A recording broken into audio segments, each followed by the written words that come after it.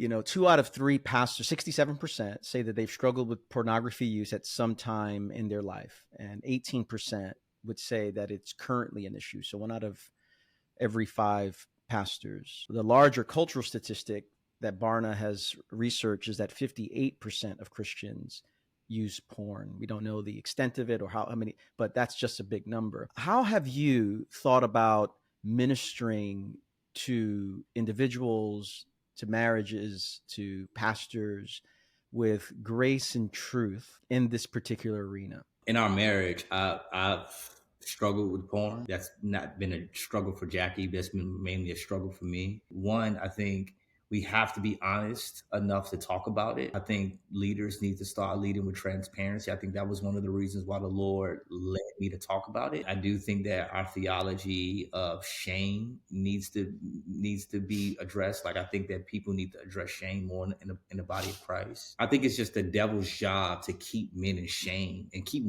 shame in this area, so that we won't get grace, so that we won't get help. And I think the dope part about this is, with anything that the Lord has given us strength to overcome, he tends to use that. It's like with Peter. It's like, when you have turned again, strengthen your brothers. Mm-hmm. So you got this man over here who, that was a hard season in our marriage when he wrestled with pornography and like all the stuff. But now he gathers around brothers around our fireplace. They, talk about basketball and stuff I care nothing about, but then identify each other and strengthen each other's marriages and strengthen each other's walk with God, all coming out of a bad season that the devil thought could have destroyed him. Even when you do overcome, do not think that the Lord ain't going to use it. The beauty of God that you discover in that difficult season will also become ministry too.